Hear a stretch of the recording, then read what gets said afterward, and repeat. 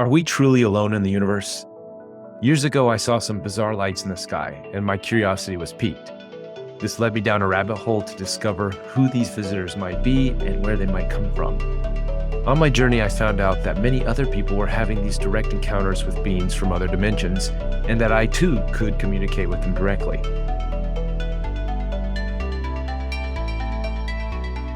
All right. Hello, everybody. Happy Sunday. I'm super excited to bring back, once again, good buddy, good friend, Rob Gauthier, who's been on this journey with me since almost the beginning. So welcome, Rob. Glad to have you.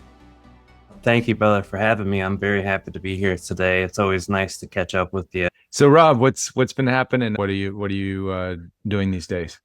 Getting things, old energies cleared out, getting new energies brought in. It's something that I've been excited about because I haven't had the opportunity to do a lot of things, because a lot of things from the past kind of anchored me into staying in the country and doing a lot of energy around there. But that's been kind of clearing, and I have my date on the 7th to go finalize that. So I'm happy, excited. Awesome. It seems to be a theme these days with a lot of people I'm talking to. The reason why I'm here in Wisconsin is to sort of help clean up old energies, old piles, and move with my mom's business or stepdad's business. And talking with others, it seems the universe is sort of pushing us to get our affairs in order and clean up things, perhaps for a new round of challenges and adventures. Challenges in the positive sense could be somewhat hard, but positive things come out of those challenges. So are you seeing that with others, not just yourself? I have noticed a lot of the past coming back up for a lot of people. Not everyone's been gung-ho to face it and ready to put it back, but I have noticed that a lot. I've also noticed a lot of people dealing with traumas that they haven't dealt with for a long time. They end up going through traumas and kind of hide from it, and it's like, I got too much on my plate in front of me to deal with that.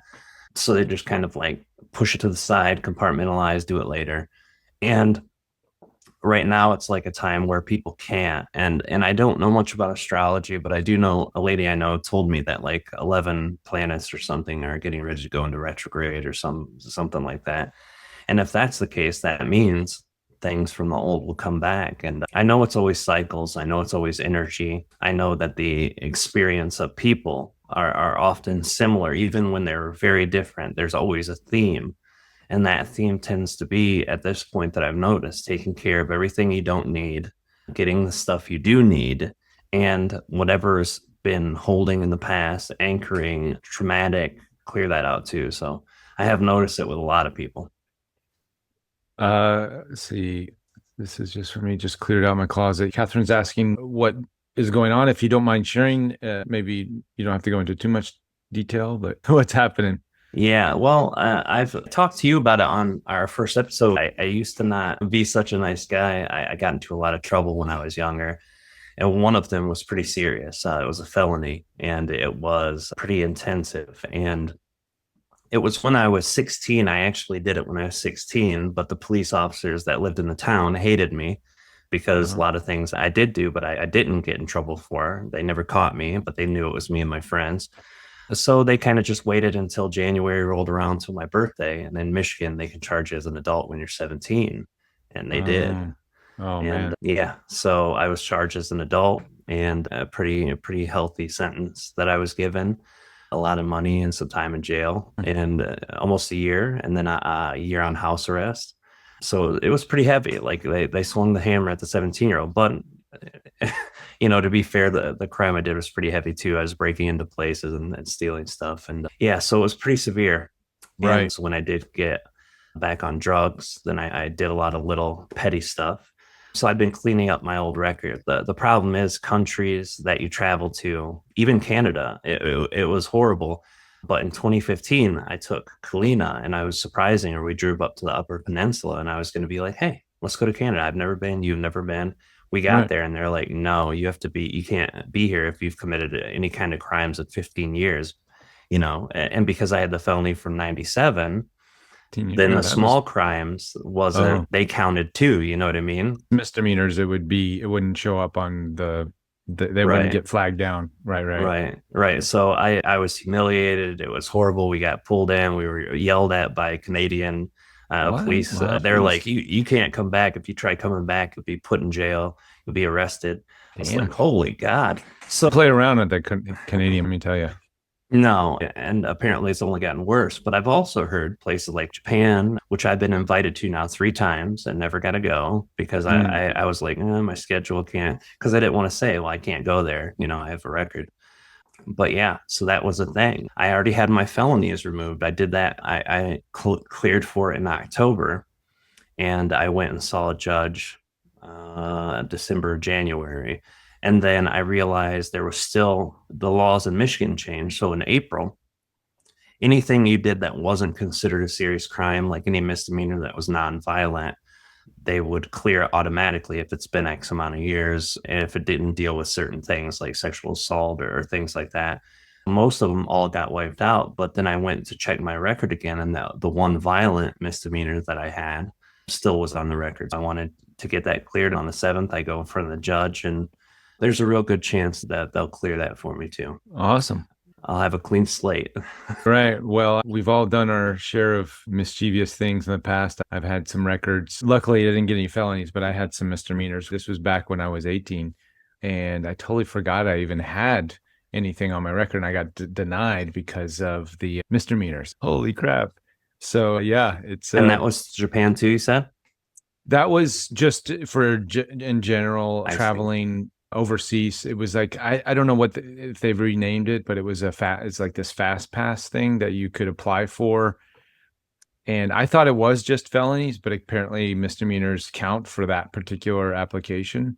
And yeah, yeah. A lot of countries Anyways, are pretty hardcore about that. Yeah. global entry, that's what it was. Yeah. And I think that's why you and I bond so much, is because we've been on your journey. Obviously is unique to you, me and mine, but we both come from sort of this, not so clean past.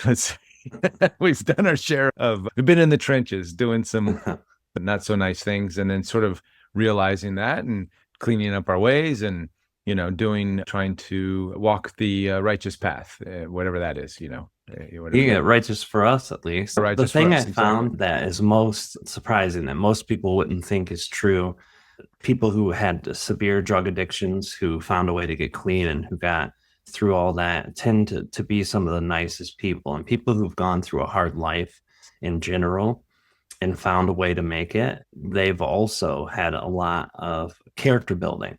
And I Mhm. find a lot of people who still are very not happy tend to have not very tough things in front of them. And that's why they're grumpy still, because they're just like, meh, that's the attitude they dealt with then. Fortunately for me, and my dad was a good character builder. He taught me a lot of great things about how to deal with life mentally. And just getting through the other side of it in one piece sometimes seems like a miracle. But in all honesty, I think that's what's helped us get here. Yeah, and I forget where I heard this, but when it comes to addiction and AA, the best people that are counselors in those worlds are people who've been through it themselves. They know the emotions, and they can sort of help the other person because they've been through the ringer, so to say, and they can identify better. If you don't have that experience or that journey, how do you empathize with someone? If anything, some of us just go through these rough times so we get the experience so we can help others, right? Yeah, that's exactly how I see it. And you're right. All the people in Narcotics Anonymous and the programs that I would go to, the best counselors were always recovering addicts. And part of that is a mentality that you have when you're a drug user too, especially if you're doing it on the streets. And my thing was, I know how you're feeling, or something like that. It's like, no, you don't. Right. Well, someone who does know that says that to you, Yeah. you can't really argue with them, even though you might mentally argue with the idea of what they're sharing. But it hits different when it's someone who's been through it. When you say, hey, I've been through this, I did X, Y, and Z, nothing you've done can be as bad as that, then you're kind of like, wow, and you can still do what you're doing. Professional job, helping people, not looking like you slept in a box for a week, and all that stuff. It gives people inspiration too, what could be.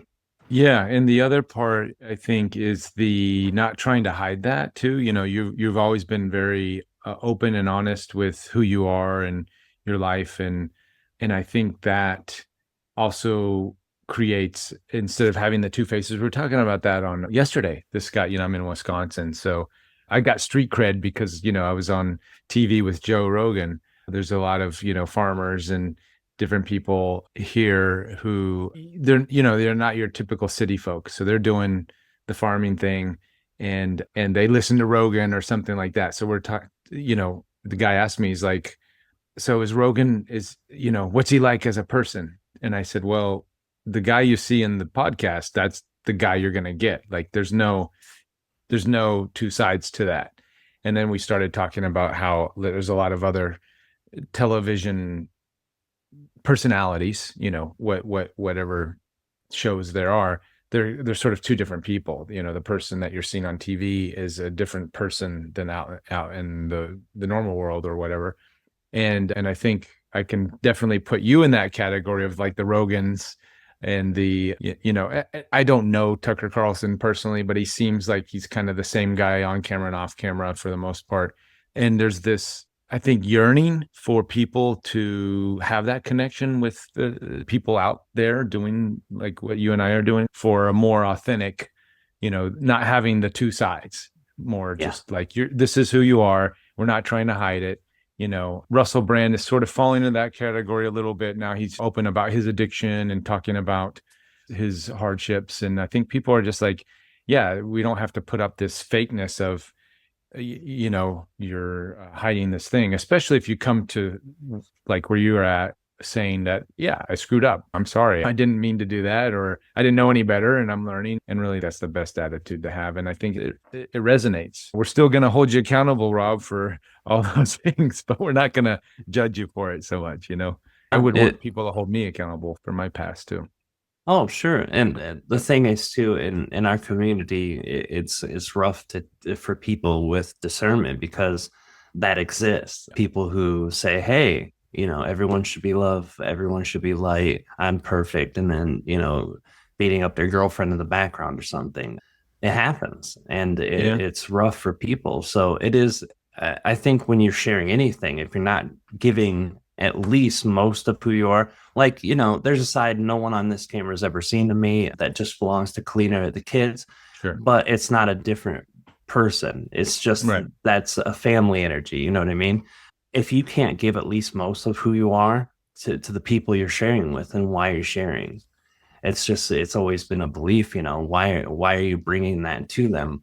And I get showmanship, Russell Brand, he's a showman, right? He likes to get in the camera and get crazy, but he's still sharing what he's thinking. He's still sharing what he feels. He's still telling you the stories, and that, I agree. That's why they're so popular. That's why everybody loves them, because they are being them. Their numbers are, going like crazy. So and we're sort of seeing that with other, we're seeing in other faces. It's just the extremes on camera, or the protection of the image is so extreme now, and it's sort of like being outed, and we can like okay, guys, stay clear of that. So whether you agree with Tucker Carlson's or Russell Brand's, and they say a lot of silly, goofy things, Rogan too, but at least they're being honest with their selves, which gives us, it's hard to hate them like that. It's hard to get angry or stuff. You're just like, okay, well, I don't agree with you on that. And then let's talk about the stuff we do agree on. So that's refreshing. And these are refreshing conversations, to have with you. What else is happening in the sort of the channeling world, the non-human reality that we gather here every once a week to try to figure out and dig into? Any new insights when it comes to your channeling work, and how's that going? Yeah, well, my channeling, I've gone through a bit of a physical thing in the last 6 months, since December-ish. Health problems started arising. I was in the hospital so many times, more than I've been in my whole life, probably since December. And it's only really started getting better the last couple months. And that's been an issue for me personally. But I've noticed that happening with a lot of people who are doing work too. Transformations in their life is kind of similar to the things we were talking about at first, energies that you didn't deal with. So for me, I have had a lot of things pop up in my life, and my own well-being and care has always sit in the back seat to the kids, or to, whatever, even channeling, it's family channeling, then me at the very end. I've got to get so many things in myself taken care of. I've been taking care of my diet lately. I've been losing weight lately. I'm going to get my teeth fixed eventually here soon. So all these types of things that have been problems, now I'm getting them worked on, and I see that being reiterated through in the channeling state. But for me personally, the reason I brought up the health also is I've been leaning a lot more towards Metatron lately. The reason I've done a lot of Metatron channeling more recently, at least on personal sessions, I actually shut down sessions with Trev for a few weeks until I could get back, because the energy of his always pushes me through a door, right? It's like a forceful push, but a loving one. When you're not jumping out of the airplane and it's your turn, you got to go, right? You don't want to, but you got to. And that really has helped me a lot. It's helped me reframe my mental energy. I've had a staleness with that for a while, just with my desires and then my circumstances and my ability to create the things I wanted compared to what everyone else around me wanted, or what the kids need or what they want. So that was a real struggle for a while. And I noticed the more of that I fix, the better my health gets. And you've been helping me with the Wim Hof breath work. I've been practicing that. And, that's been really helpful too. Faust Chicho has been helping me too, sharing some videos that have been real helpful with me too. Oh, good. Yeah, Dr. Dispenza, he's shared some of those videos with me that have been really helpful. Perfect. Yeah, so between those two things, it's helped me a lot. In the channeling energy, one thing I've noticed that's being channeled is the opening up of layers. I think me and you both have talked about this. We noticed that phenomenon in like 2016, 2017. It's like all of a sudden, all the beings who are being channeled are releasing more information to the collective. The layer of filter of what they wanted to share, could share, or what was ever being able to be received, those layers started getting stripped away. And notice it more and more each year. Higher levels of information, more potent information came through, and I've noticed that that's coming back around again. It's a lot bigger actually now than it was back then. The kind of potency of people who are serious about channeling and who kind of dedicate their energy to doing channeling, I've noticed that energy, and almost all the channelers who I resonate with has increased the amount of information. And it's not always the type of information, but it's the level in which they're able to channel. It's the level of their own consciousness. And I think the whole health layer part is a layer of that too. For me, that was a part of my own thing to jump over and get past. But I've noticed some adversities that a lot of other channelers who I know are jumping over too, and trying to get through right now. So it's a real big push on the energy level to get things taken care of in a general sense. And I think the channeling that comes through is getting reflected that way too. Can you give us some examples of how the channeling is coming through to sort of relate to the health issues, and how is it showing up? Yeah, it's showing up in the quality of people's channeling, and I listen to my own when I edit it, or if I'm doing an event or something. But when I listen back to even my own channeling, a lot of the things that are being talked about are giving us useful tools on how to get through a lot of stuff, and useful information about how to start creating better internally first before you try shifting what's not your own things to do. And I've noticed, besides the quality of the channeling, a lot of consciousnesses now are being more open about topics that we didn't. You hear like Wendy Kennedy and Lee Harris and their information. They're sharing things that probably wouldn't have got shared 5 or 10 years ago about corruption in the world, and how to sustain yourself and take care of yourself. So it's coming out a lot of ways like that. Yeah, I noticed that too with Wendy's work. There's definitely sort of like, let's not go into this darker themes. And lately now it's like, yeah, we're going to talk about the stuff that everybody feels uncomfortable about. Yeah, got to face it. Yeah. And that's been a big theme here too. The different guests that I've been bringing in. I just reposted from about this time last year, we had Diet on, who channeled in that session. She channeled a Draconian from the Draconian Empire, an elder, right? Integrated Draconian. I think that was the name she gave it. So sort of looking at those themes, the Draconian ideas and how they see the world, and trying to understand that a little bit more. And, that it's all good stuff. I think whatever perspective, whether you agree with it or not, it's worth looking at. And now we can sort of have that maturity around looking through those lenses and not be so judgmental and so afraid. And, oh my God, it's a reptilian. They're so evil. They're so bad, which we've talked about it, having Treb on and all that stuff. So you really, your work has paved the way for that. I wanted to ask about Metatron specifically. What are some of the sort of the key messages that are coming in and that you're seeing that may be in overlapping? Yeah, well, for Metatron, it's been very, very direct information, back to basics, keep it simple, don't overcomplicate it, work with the energy you have, don't try to, a lot of times channel beings say, hey, your belief systems are the key, right? And that's true. But when we have something that's embedded inside of us that's so hard and so deep of a belief, sometimes in a tight situation, under stress, under massive issues and problems that feel like they're pouring on, you don't have the energy to go around that belief, or you don't have the energy to cut the belief out or change it. Sometimes you have to work with that to your benefit and just find a way to use it. And he's been giving a lot of good information about that too. Would there be an example of that we could, like a metaphor example of working with a belief that's not serving, but you're kind of stuck there, so you have to make it work for you? Right. Financial energy is probably the heaviest belief most people have. So I see. Having a belief that you have to work hard, or that, you have to have a job to do that. And a lot of people want to break off their work and do something like a spiritual business. They teach meditation or whatever the case is, and they want to share that with the world, but they're afraid, if I just stop doing this, if my belief here is if I stop my job and just depend on this, I might not make it, right?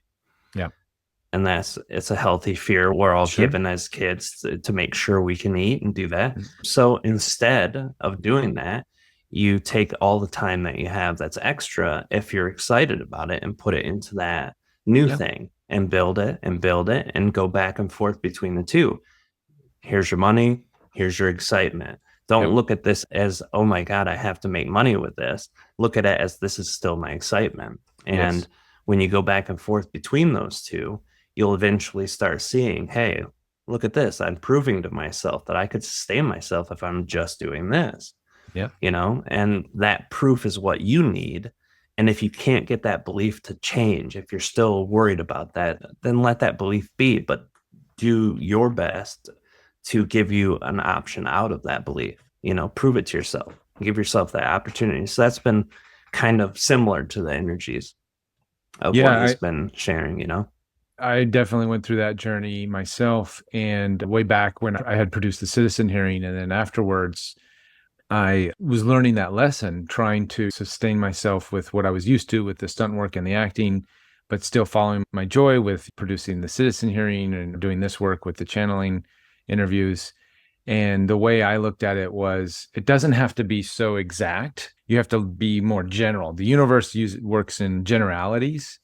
So, I'm following my excitement doing this. And yes, the universe is supporting this love and passion I have for doing these interviews and doing this stuff. So the first, up until Gaia picked up the show, I was in the red. I was self-distributing on Vimeo, but you guys didn't get a check because I said, we had an agreement, we were going to share some of the profits if there were profits to be shared, and there were no profits to be shared until Gaia picked up the show. But that was like 7 years of just pursuing it. And then finally, magically, the thing shifted. So then I could put more energy into that. But yeah, it's you at least for me, you want to be in that energy, but you want to be smart about it. And you have to pay attention to how the universe brings it to you, because you never know how. It's going to be in the least way that you can imagine it or conceive of it. You just have to be open to, and be smart and practical about it as well. You don't want to go all in and look at the signs. Okay, is the universe really telling me to go all in, or should I create that comfortable transition? So Yeah. Yeah, it's funny too, because that's the energy of the stubborn human experience. We're like, well, I want this to work. It doesn't seem to be working right now, and that discernment level we kind of back up out of that. But that common sense is what I think is never talked about when it comes to manifestation. You have to be able to look at everything in a human form because we're here on earth too. And that's why sometimes we can't break the belief. If we get too logical or overstimulated just with the mental stuff, that doesn't help us either. It's a fine balance, but it's true. A lot of those energies that we have, if you just do what is exciting and keep yourself open to all the things that are really available and possible, it comes in the weirdest ways. And myself personally, I've been trying to get done from doing one-on-one private sessions for a couple of years now. Not just I'm so limited in the amount of channeling I can do with my schedule and the kids. I want to make it count as much as I can. And doing it one on one is beautiful. It helps a lot of people. I've seen so many people shift so greatly over the years by doing sessions like that. But I really wanted to help as many people as I could with the limited time I have and my family, financially too.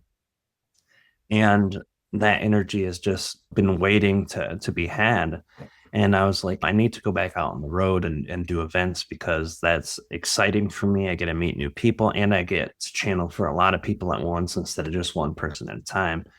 But I couldn't do it financially. One day someone says, hey, the Conscious Life Expo, and connected me to some people there.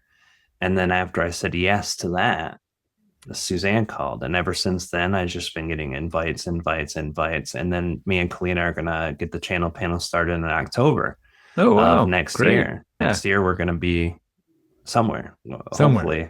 All Yeah, right. so, Well, so keep us Sedona posted or on East that. Coast, we will. But it rolls, and that's what I mean. Yeah. I never expected an offer from someone randomly out of the blue to be the thing that got me back in. I thought it was going to be my own efforts, my own energy, Right. my own input, but it's just randomly happened. Sometimes So, we need that little nudge.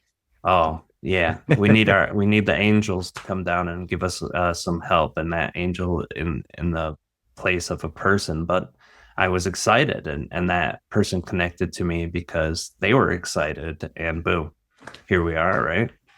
So Hi. she's just got the picture up, but I know you were key in helping her make that connection with Shayla, and we had her on as a guest a few months ago. So it's just one of many people you have affected in big ways to help them get on their path. Thank you. Thank you.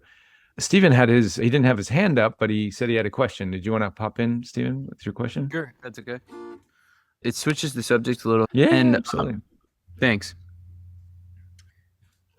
So, as somebody who's a channeler, and this is the key word I think to me, is in resonance with these energies, like very specific energies, maybe I'm referring to, because I feel a deep resonance with energies that'll kind of answer my questions too. But one thing that comes up is like, what questions do you still have, Rob? Do you have any unanswered questions, or what directions are you looking at with your own curiosities these days? A lot of my energy has been focused not in what's going on out there, not what's going on in the ether, not what's going on with my consciousness, but what's going on right in front of me on the earth with family and with trying to organize my life in a better way to get all the things that I did need and did want to open up and manifest, despite how that might shift other people's life. Because that's my biggest concern as a parent, and both of our kids having special needs and stuff. It's mostly about them, and that's been hard for me to try to get outside of that mental box too. So that's really been one of the bigger things with my life, is how do I do that without dragging everyone here who seem, Lilith is growing and expanding and getting great, but she still is having some of her things where I feel like if I change, like even going to Sedona, I'm going for a week, that's really going to affect her social energy and her anxiety when one of us isn't there. So I'm excited and I want to do what I want to do, but I'm also thinking about how that affects her. And I'm trying to do that in a more balanced way. She'll be fine. She's with her mom. She's good. But she also needs that for her growth too. Otherwise, it wouldn't be presented in front of us. And it's the band-aid that all parents have to pull off eventually with their kids. But for her, it's a little more intense, you know.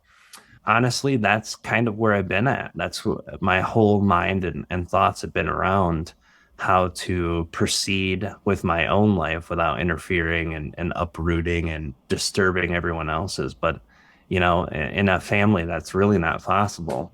So I've been asking the impossible questions. And Treb helps me out a lot with that too. Whenever I'm channeling and me and him are talking, it's a moment by moment basis, really. And, you know, as far as the universe goes, God, there are more unanswered questions than there are answered ones. And every time I started saying, you know, I think I've got a good grip on this, then, you know, something hits me in the side of the head. And, no, you had no clue.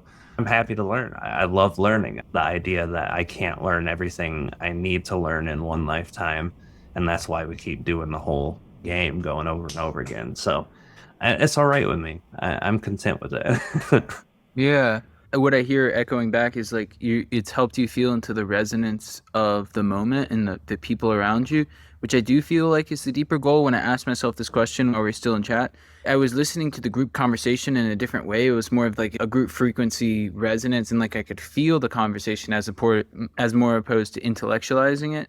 And I think that's kind of what I hear you saying. It's like you're more embedded in the emotions, the vibe around you, and it's more a part of you. And you immediately say, man, it's going to affect her so much when I go away. That's good. Thank you. Yeah, no, thank you. It was a great question and great insight too. And I love the fact that when everybody's chatting, we're able to reflect these things to each other just from the way that you understood what I said. It gave me a whole different thing to think about too. So thank you for that. Yeah, thanks, Stephen. All right, Paul, you have a question? Go ahead. Yeah, good to see you again, Rob. Do any of the entities that you channel ever experience frustration or hardships of their own or speak of such? Yeah, the beings who I channel mostly, Treb, Aridif, Metatron, no. There have been beings who I've channeled who are different. I just channeled a few days ago, and we're going to release it next week on our YouTube, Malevolent Reptilian. And he seemed all sorts of full of not so happiness about just even about being there to the conversation. Apparently, his goal was to speak with Aridif, and Aridif said, hey, you know, talk to these humans for me, and we can talk about whatever we want. Because I always ask Art to bring me the beings who have these incredibly weird and different perspectives when I do galactic channelings. But that has been an excitement. Careful what you ask for, Rob. Yeah. Yeah, well, the being came in and he didn't have much to say nice about even being there. But I think it's funny. So that whole thing, it's like, why would I even share it after he just basically explains, hey, I don't want to be here. But it's amazing because this being's like a higher density reptilian consciousness. And who would have thought that he was unwilling to do something and did it and complained about it? It's just so human to me. And I love that. Beings I've channeled, yes, but not Trevor Ardif. Their whole perspective, they kind of see the divinity and everything. So like even, you know, like Treb's planet got attacked a long time ago. Like a third of the population was killed, and that was like really a long time ago, not recent or in the last couple of years. But his race took that experience and learned from it. They didn't cry about it. They weren't sad or depressed, even though there was trauma there. They dealt with it. So yeah, it's an experience I think most beings have if they're like type 2 beings who are on any part of that spectrum of type 2, and humans are very type 2. You know, we got one sitting next to each other in church. One of them is a real saint, you know, would be willing to help anyone, and the other one would not care of anybody's life, but throw it away if it would better theirs. So yeah, I think it's a very real reflection too, to see that in the way that these types of beings communicate. To see it's very interesting. I thought it was comical. I sent it to a friend who's going to be editing it, and all he could say was Jesus. That was intense. I was like, yeah, a little bit. But it was funny, you know. It was good. I liked it. I enjoyed it. I think things like that are always great to learn from the differences, you know. Oh, great. Yeah, thank you. Rob, will that be on YouTube? Will we be able to see that eventually at some point? Yeah, Friday. Okay. I'm trying to do my weekly galactic channelings every Friday, and then the radio show on Wednesdays. Oh, very cool. The type 2, the type 1, is that Michio Kaku's version, or is that the Aridif's version of what is the explanation of a type 1 civilization and type 2? Just to do a quick review. Yeah, the type 1 beings are the beings who understand they're a part of everything, right? They love, they feel connected, they don't step on your free will, they don't take sides, they don't say, "Hey, this is what's best for you." They accept. They accept themselves and everything else as part of oneness. Type 2s can be on a spectrum. Type 2 beings can be very benevolent and very loving and very evil, and everything that's like from there to there. So they can be loving and benevolent, but also say, "Hey, I don't like the fact that humans are using nuclear weapons, so I'm going to go deactivate that." Or, "Hey, I don't like the fact that this malevolent race could go devour a whole world's worth of lives, so we're going to go stop them." They're choosing to step in and intervene, even though it's for benevolent purposes. And we like that. The people who they're intervening against wouldn't like that. So they're not accepting free will at its fullest, and type 1s do. So that's kind of the main differences. Awesome. Yeah. A little bit different than Michio Kaku's take. Yeah. But a little bit. a little more integrated. How you feeling, Rob? You want to start? I know you have a bit of a process to get into the channeling. So do you want to start that process, and we can hang out here for 5 minutes or so until that happens? And yeah, absolutely, brother. I'll be back. Most people probably know who Aridif is and has heard, seen the show and stuff. But just to reiterate, who is Aridif? Who are we bringing through today? He's a 6th density. We call them ancient Pleiadian, but they're from the planet or the star system Deneb. Aridif is extremely wise being. They're little guys. They're like 3.5 feet tall, and they're blue, and they're really skinny, and they have purple hair and purple eyes. You guys have probably seen the picture of him if you've seen any of the art on the website or any of the things we share. His excitement is to work with the universe and to share. And he sees himself like kind of like an electrical socket with the socket on the end of it where you can plug something in behind it. He likes to share energy, and he receives it from above himself and brings it through him and distributes it below him. And not above and below as in sense of better or good, but above and below a sense's amount of consciousness. So he's a pretty wise being, and he is very good about talking about the technical aspects of consciousness. And I've channeled him publicly now, probably 8 years, maybe a little more. Around 2013, 14 is when I started really channeling him. I channeled him a few times early on. I think the first time was in the process I did the book about Treb's race, and Treb brought him in, and that was the first time. And then after that was probably 2-3 years. So yeah, 2013, 2014. But he's amazing. I did channel him for one of my 2 episodes on the interview with Extra-Dimensional show. And there is some relation to Treb. Can you explain how that dynamics? Because I know it gets a little complicated. I know we got into it in the show a little bit, but just to refresh our memories. Yeah, it's like Treb is my guide, right? He's a higher dimensional being that I first met and I connected with, and he gave me all the insight I could want, right? Anything I ask him for, he has. And Aridif is like that with Treb. He's like Treb's guide. So Treb is also a probable future version of me, and Aridif is a probable future version of Treb. However that lineage would work, energetically, we're all connected in the same oversoul. So that's why I can connect with Treb and Aridif. Treb's pretty great. He's 5th density reptilian human hybrid. A lot of people have really connected with his energy very strongly, and a lot of people have connected with Aridif, but Aridif's also very different than Treb. He kind of singularly connects to one thing at one time, and Treb likes to connect to everything at once.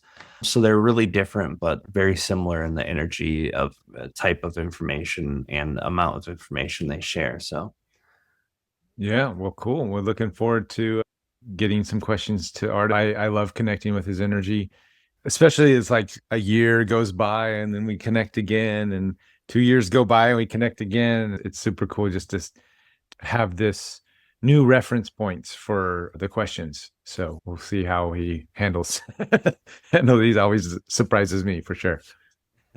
I'll be back in Okay. 10 minutes or so, and then we'll rock and roll. All right. We'll keep it alive for you. All right. Thank you, guys. We'll see you in a bit. Cool. All right. So while we're waiting for Rob to bring in Aridif, maybe we get a couple questions about the Pleiadian, the Lyran. Can you pick up the mic? Can you put up a pic of Aridif? Oh, sure. Let me see. Let's use the pic on the main sort of thing. I'm curious, I'm going to ask Aridif about the relationship, because this is in this lore of things that we're learning, especially from Lisa Royale. I think she has the best sort of galactic anthropology, as we can call it. And the Lyran seem to be this ancient race that seeded humanity. And then we know that a branch of them went off to seed the Pleiadians.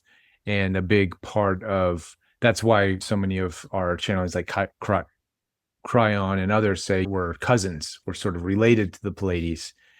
And even in Sarah's work with her regressions with those books that we had her on last week, she references the Pleiades. In her latest book, I think she's talking more about the Lyrans, but I brought it to her attention on the boat. I was like, are you sure what are they talking about, these origins of humanity? And she's like, oh, Pleiadian. And I said, well, is it Pleiadian or is it Lyran? Because most of the channelers we've had here on the show, like that channel that Lyran energy, who did we have? We had Jamie Price, right? And she had mentioned that they were sort of the seers of humanity. We had Phoenix Rising, who also channeled the Lyran energy, and they also sort of said the same thing. So it seems to be this is a consensus. And even after talking with Sarah about that, I think she's realizing that the Pleiadian, and there's so many, right? There's so many different races within the Pleiadian star system there. And it's just, that's the direction that the Lyrans went into, was seeding the Pleiades. And then we have sort of two main lineages, one coming from Lyra and one coming from Vega. And then through the Vega lineage, we get the Zetas and we get other offshoots down. She has her galactic map. Let me see if I can find that galactic map. These are all basics and not something to get too hung up on, but they're kind of fun when it's like playing Dungeons and Dragons, and you look at the different characters and the archetypes, and you have the elves and the dwarfs and the magicians and the archers or whatever it is, and there are all these different character archetypes, and we're sort of putting them in the classification. So I think as long as we're having fun with it and not get too serious, it's all a big galactic game. Let me see if I can find this galactic map, heritage map, I think she calls it, galactic heritage. Used to have it saved here, pretty easy. But if anybody wants to get your questions going for Aridif, let's see. So I'm trying to pull up galactic heritage map, but yeah, fun stuff. The Lyran connections, sure. If you're connected to that energy, I'm sure you're getting a lot of similar downloads and histories. I'm here, brother. All right. So any last... Yeah, we'll get to the going? ohms and ums too. And just to let you guys know who might not have experienced art of channeling yet, you'll hear some breathing and some oming, and then he'll come in. And when you guys are asking, are you going to be asking questions or having others ask? I'll start. I'll sort of moderate. I'll do the first round of a couple questions, and then if people can raise their hand, and then I'll bring people in with the questions, and sort of sounds good as we can. Yeah. Perfect. All right, guys. So with Aridif, you ask a question, and that question is a reflection of your energy. And the way when Aridif takes your question, he looks at the energy inside of you, the chakra system, the whole flow of energy, and the aura field, everything. And it goes up to the higher self. And when it connects to the higher self, it can connect to your guides and all the other. And he kind of gets a big picture energy of it, and the collective questions. He looks at that and the collective. And the reason I tell people is so that you can remember to enjoy and have fun And when you do, the energy will get reflected back to you in a similar way. So have fun. Thank you, brother, for having me on here tonight, too. I appreciate it. And thank all of you guys for being here. I'm going to take a drink of water and we'll jump in. All right, guys, have fun. All right.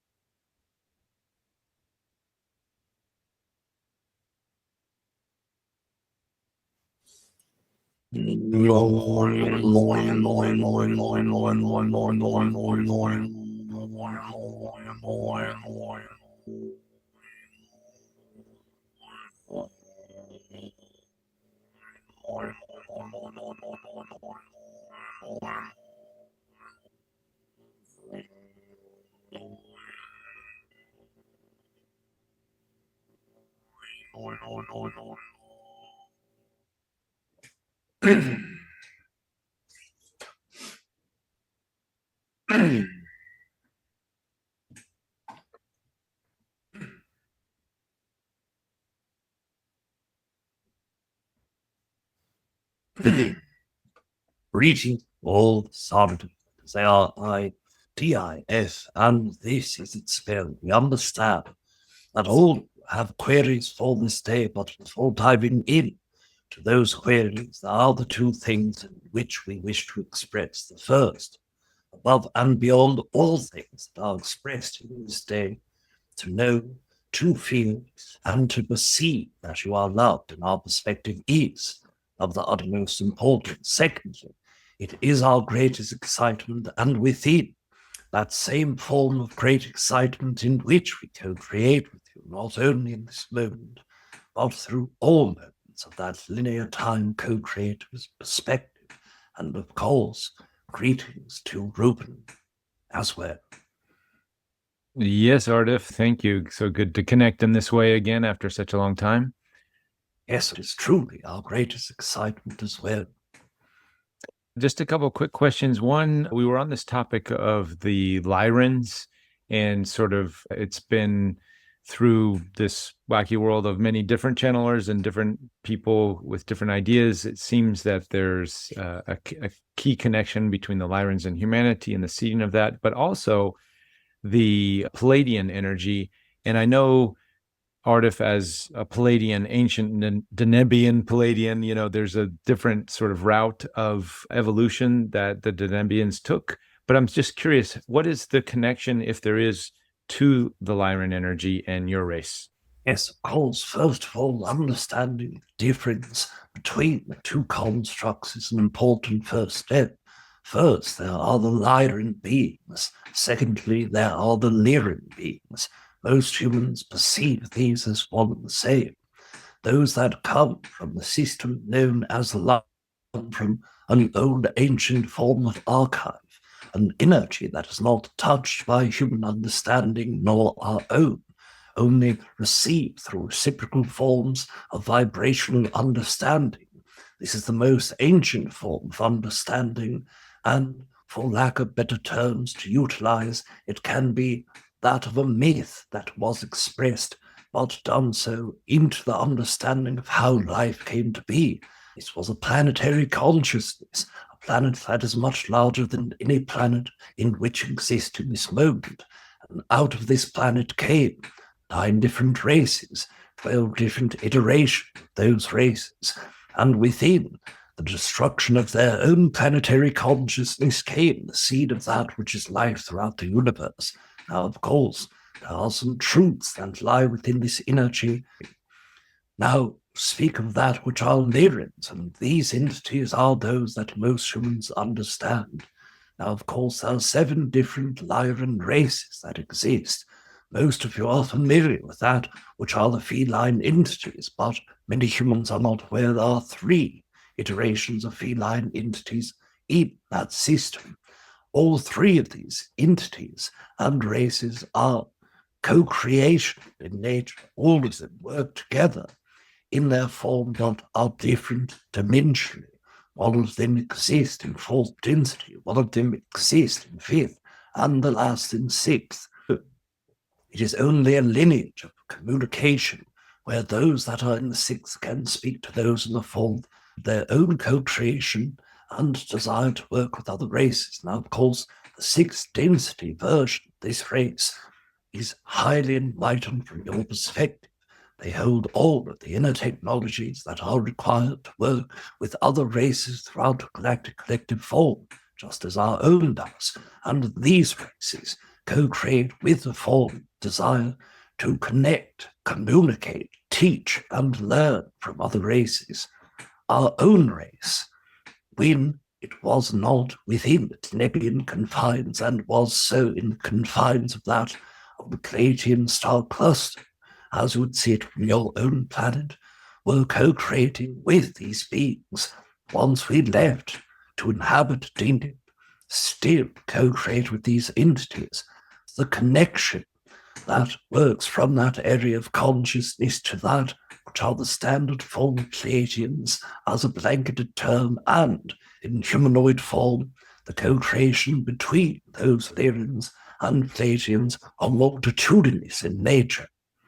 Now, the reason why it is multitudinous in nature is the long history of entities that have co-created from the Lyran, co-created vessel of the feline consciousness, working with multiple forms of humanoid Pleiadians as the millennia have gone through. Now, of course, the very initial co-creation we are not aware, but we do understand that there were many co-creations when Earth formed, not to Earth, but to the Pleiades region. There were many before this, on the outskirts and dying down of Orion wars. There were co-creations to help other races throughout the entire galaxy to teach and learn and to be taught from. And this co-creation energy is very similar to how they are working in this capacity at this moment, overseeing much of that collective conscious energy and working to teach multiple races as well. This energy and co-creation from what most of you are feeling, perceiving, comes from, in fact, that which is the Lyra form. And that is where the same form of race, humanoid and within the archetype of feline, both existed in Lyra. When it split up, those two co-created with one another and stayed connected, although inhabiting different planets. Those that were feline and those that were human stayed together. And that is why you connect so deeply with that energy of emotion, the feeling. Now, of course, it holds a level of truth within that construct as well, that many feline races worked with humanoids from the earliest archives of information telepathically that we are able to connect to. So, of course, it is very fitting for humans to feel that connection as well. All right. And what was the relationship with the Deneb beings in you guys to Lyra? Is this just a branch of sorts? Yes, it is only one matter of co-creation amongst many. Our own race has worked with the now 6th density race from before we had ever moved to Deneb itself. We are still in touch and work. Now, of course, human beings upon Earth is a high focus of those that are therein in nature. And our own race also has co-created with humans for thousands of years. The mutual interest and desire to expand and grow, knowing that by assisting that which is human beings, by assisting that which is Lyran beings, also co-creates a greater sense of co-creation, the galactic collective consciousness and universal. So it is for the nature why and how we work with all races for the benefit of the greater form of collective, and their own knowledge has taught us many things in our race, as well as our knowledge helping their race. So kind of like our grandparents in a sense. Yes, and many factors, of course. Yeah. Paul has a question. Go ahead, Paul. Yeah, so my question is, can you speak about the nature of masculine and feminine energy? Yes, of course, greetings to you as well. And masculine versus feminine forms of energy are simply different in the nature in which the entirety of the universe holds spectrum. Now, of course, utilization of these terms or ideologies are different from some races to another, but in most general sense, what we have comprised in this galaxy, especially, that those that are feminine in nature receive and are intuitive in nature and utilize conglomeration, co-creation, bringing together that which are groups of entities, that which is masculine is the purposeful energy, that which drives, that which creates in a different sense, and their creation through that driven form and ability to protect. And that energy is the archetype of what most races perceive as feminine versus masculine. But of course, there are many different iterations of races that do not utilize these ideologies at all whatsoever. And these races perceive the idea of masculine and feminine as the same form of energy, only in a reversal of consciousness co-creation. So, of course, the energy of that which is masculine is termed for human utilization, for simply understanding that which is male, and feminine for that which is female, by your sexual design. But of course, in that energy, the archetype of feminine simply took hold in that which are female, and the masculine in that of male.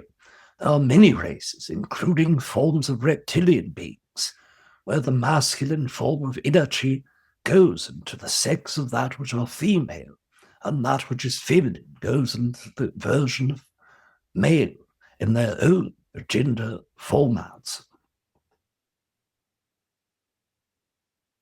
That's good. Yes, of course. Thanks, Paul. Hello, Aridif, Satnam. It's a pleasure to speak with you. It's true as well. Thank you. As Rob was getting into the channeling state to bring in your energy, I understand there's like a meeting of the energies so that that connection can be made and that he can channel you. So it felt very significant. The sound of it sounds like a didgeridoo to me. It just felt really powerful. So I wanted to ask what that sound does to the people that might be in the presence of that and hearing that. Like for me, I'm hearing that and I'm almost feeling that. I'm wondering, is there like a message encoded in that toning and those frequencies and those sounds and whatever else you can speak into that?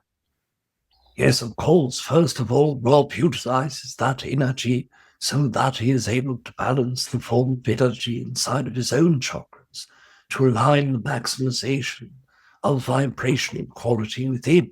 Now, of course, it is intuitive at some level, so it is different from day-to-day experience in which he utilizes that energy. The vibration in his own body is what finds that specific tone quality and length of each vibrational ohm that occurs. Now we understand his own through the process of co-creating with Rob himself, but energetically what we perceive and its own effect upon others is much different. The energy that some beings bring forward when having resistance in the lower chakras, where when Rob goes to open up his throat chakra more, it will affect the lower chakra of those beings. Yet others who are different in their own archetype of consciousness, it will work in all the same proximity as Rob's, and yet others completely different in the crown chakra region. So the effect within the auric field is what is most unique. Each human holds drastically different vibrational frequency inside of their auric field, the vibrational quality that is meant by your thought process, by the mental and emotional bodies that are within the auric field, and that energy in and of itself is affected wholly different by the process of the mental body as it relates to that energetic body as well. Now the co-creation for each one of you as you receive, if you are thinking of great and positive vibrations, it will help resonate that vibration higher. But it affects each human differently, just as your music does. No, I understand that. That's beautiful. Thank you. And I just expanding on that a little bit, like if we're looking to really connect to our own abilities to channel, would you say like finding our own voice of our own toning sounds that intuitively want to arise within us will help us to connect with our guides or entities or energies that want to come through, like me as a vessel to speak? Yes, of course, when each of you are working towards finding vibrational frequency and resonant tone inside of yourself through the oming and through the purging of energy from your solar plexus to the heart, from your heart to the throat, and from your throat out into the atmosphere around you.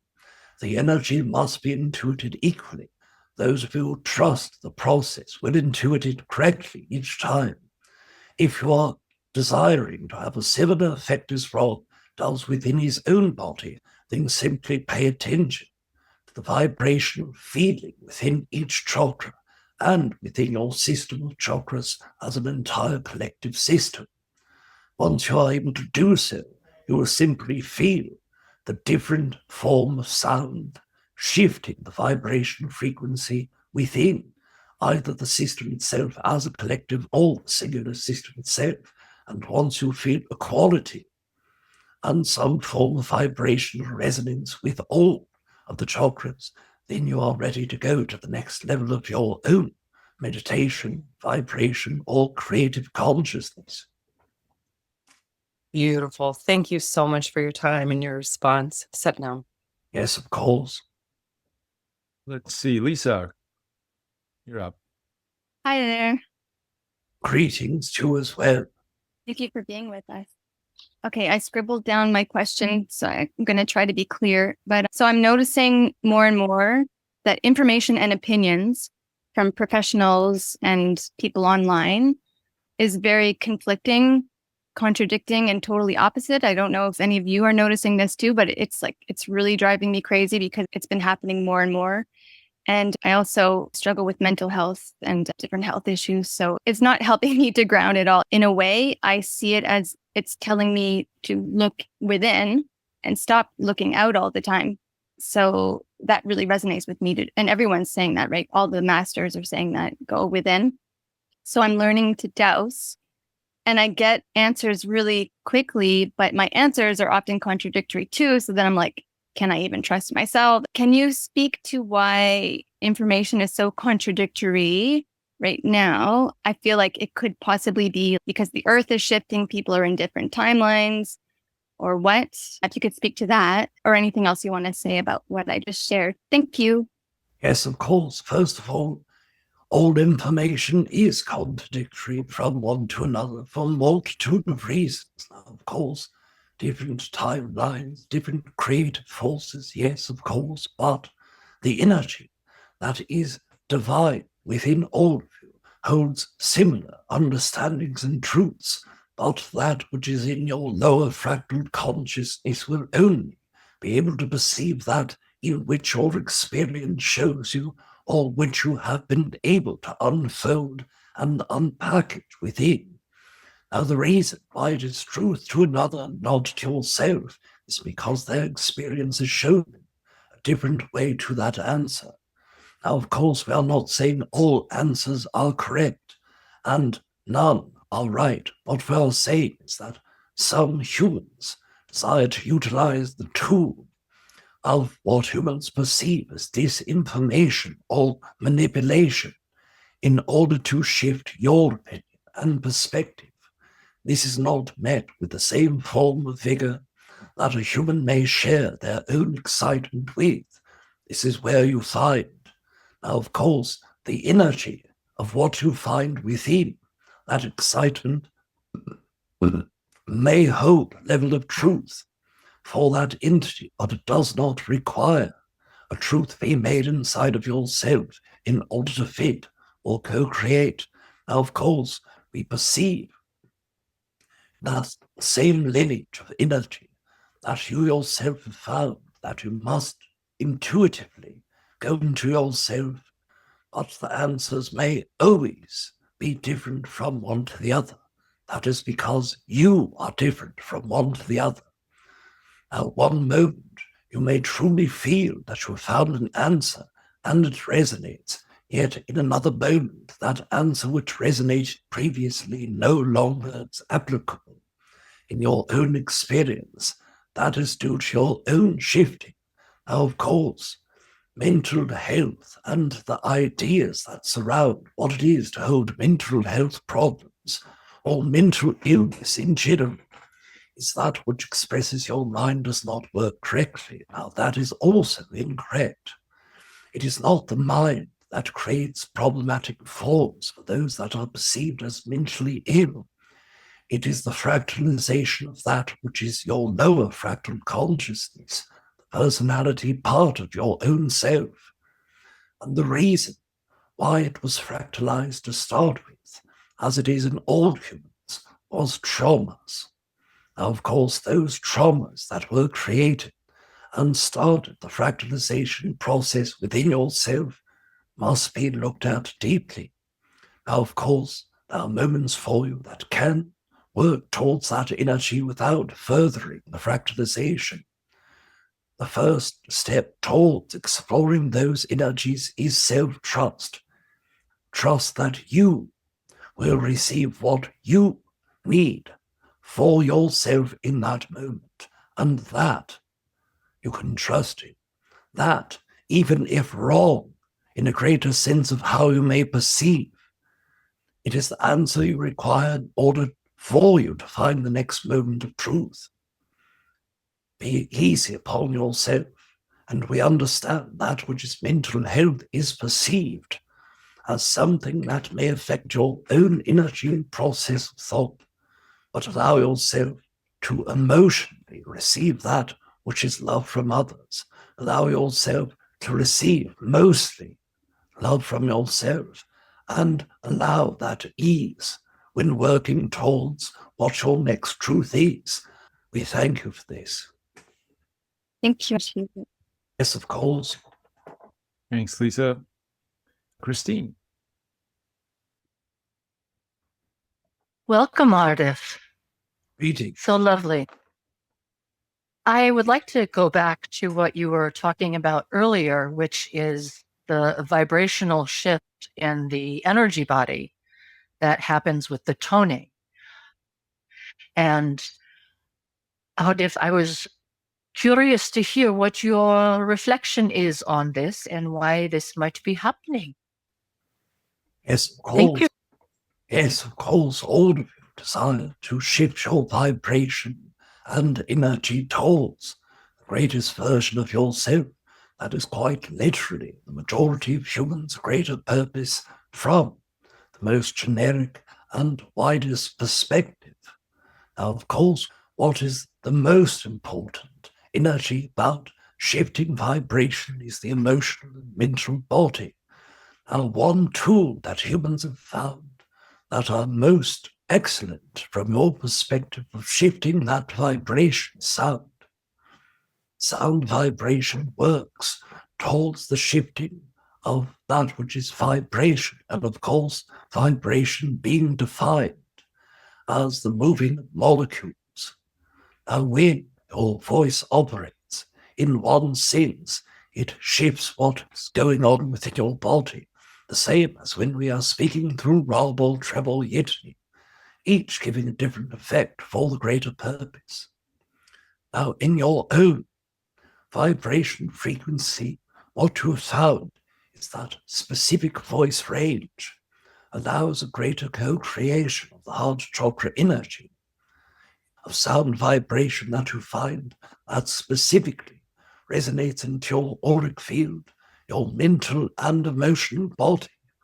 But for now, the voice is what is most important for you. It also brings a greater sense of your own consciousness and the ability to shift the person that you are. If I am able to shift that which is in my voice, I am able to shift that which is in a greater sense of my overall self. And that vibration is truly important to a great deal of humans at this moment. This is why you have found yourself changing to your new voice, and why many others are shifting to theirs as well. Thank you, Aridif. I am so relieved to hear your response, because it is also what has been coming through with me is that it is my heart speaking. It is not my culture or my patterns from my family. And I feel a greater connection to Gaia when I speak this way. Thank you. Yes, of course. And well, Thanks, Christine. Gail and Lyrica, come on in. Hi, I'm Gail, speaking initially for my daughter Lyrica. And for those that don't know, she's nonverbal autistic. But this is what she had to say, because it was very profound. And she does this by typing. Not ever, she said, I am not a matter in voice, but a matter in vibrational transmission. Not ever touched so deeply by a human sound. My throat is charged in a very high vibrational way. It is very alive, dynamic, creative force in my body and field, and I'm curious to see what transpires from here, from me. yes, of course. First of all, as you felt that vibrational frequency, it entered all of the same energies that it did with every human who co-creates a receptivity to that sounds. But for you, your heart was already open to hearing that vibrational frequency, the meaning for you behind what it was to hear, knowing that our own consciousness coming through Rob's body and being able to share an information with you that you are also highly receptive to was very important. So this vibration entered your system of aura field and went directly into the throat and heart region. Now, of course, not being able to utilize verbal words is one form of co-creation that many humans have utilized previous. But in your own consciousness, there's a great desire for you to share. And that vibration that is swelling within the throat and heart region is purposefully there to remind you that the way that you can share in this experience holds at greater sense than that of words of most others. What is within your heart with others, it will profoundly affect much deeper levels of their own heart and soul as well. So continue opening that heart and throat chakra energy simultaneously, as within your system they are extraordinarily linked. Thank you so much. Yes, of course, you are loved as well. Thanks, guys. All right, Judy, hop in. Thank you for being here. I've really enjoyed this. And one of the things that really struck me is when you were bringing in your energy through Rob, I started having visions of the colors that correspond with the vibrations of the various chakras. I channel the Holy Fire Reiki energy through me. And I have learned using that particular medium that I can vibrate the colors of the chakras to whomever it is that I'm sending this energy wave to, so to speak. And I noticed when you came in, I had this absolute vibrant red that changed to the orange and then the yellow. And then the green came into my heart center, like so emerald green. I never saw anything like it before in such an emerald color. And I thought, well, the next thing is going to, no, it didn't go to the blue. It didn't go to the third eye. It went right to my crown. And it was such a flow of golden color. I had thought, well, why am I seeing this golden color as opposed to having a white come through? And I had the thought come in at that point that golden color was actually the flowing of the energy of consciousness that flows throughout all of creation. And I was wondering if I'm on the right track in that thought. Yes, of course, greetings to us well. And when you are perceiving that color, which is color that is not standard within the chakra system, only close to the form between orange and yellow, that golden form of energy is two simultaneous vibration frequencies. It is first the earth energy itself, and of course the ground of earth energy within the system. Now understanding that there are two forms of energetic properties to the earth consciousness that connects all living beings. The first is the ground, where you step upon. The energy resonates down into the earth itself and through the electromagnetic field underneath the earth. It connects all beings foot to foot. The other system is that which is your electromagnetic grid, or that which humans often call the ley lines. Those are a secondary form of energy and connect each being through their crown chakra. So now you have one to the earth, one to the sky, and those are the binding forms of energy.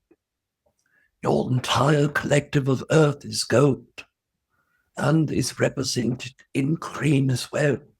But the earth vibrational cords, where you are connected foot to foot, are also gold. This is what is showing that all consciousness that is within earth hold the vibrational frequency of connection from one form to another. Thank you so much. Yes, of course. Thanks, Judy. So I'll chime in here for some closing questions. So obviously the planet's going through some major shifts. America is going through some major shifts. The whole world, when it comes to the financial systems and sort of operating systems of planet Earth, there's a lot of uncertainty and fear around these shifts. We do our weekly talks here to help guide people to do this. But going back to what Rob was saying about this, sort of getting our affairs in order, I'm wondering if you, Aridif, have anything to say about this. What can we do to prepare ourselves for these imminent changes, massive changes on a cultural, collective, societal scale? Yes, of course. First of all, what we have shared previous, we would share again the way that each human in co-creation and collaboration can find solace in one another's company, if desired, and co-creating with those that feel close to you, but more specifically, those that are geographically close to your physical body, and work to find systems of communities vitally important.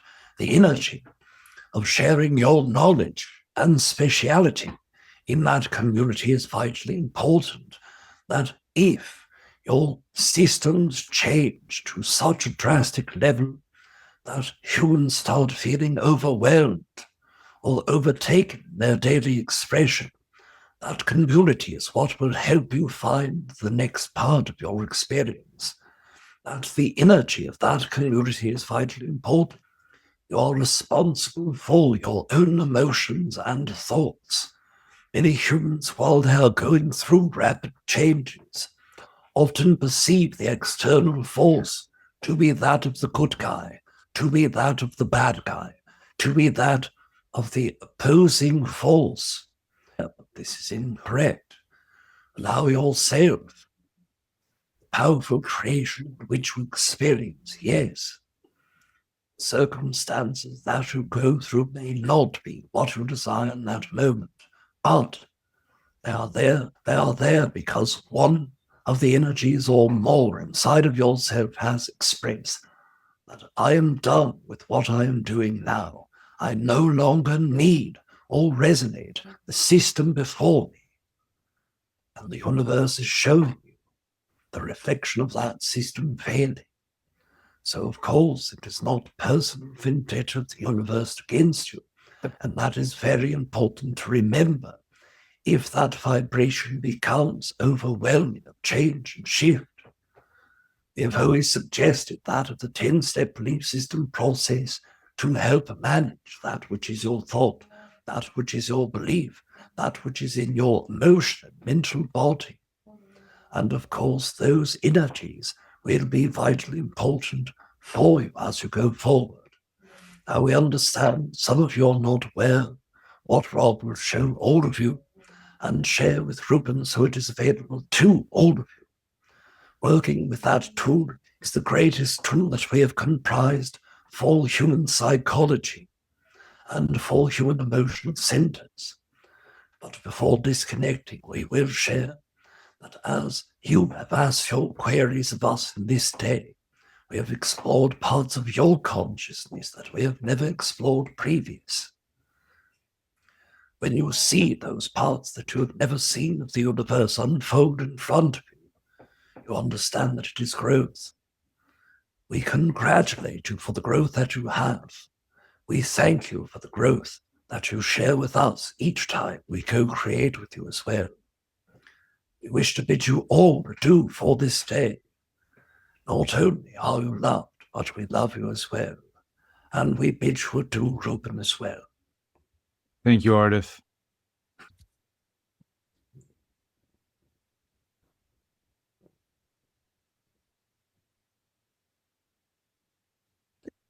He's back in. Go. You have things to attend to, Rob, so we want to keep you any longer, but it'd be great to get that 10-step program I'm sure you got a link or a video or something that you can share with us. I can't get to my keyboard now. I had to push it back. Yeah, no worries. You type in this? Yep. www.etwhisperer.com slash 10 and then the word steps, STEPS.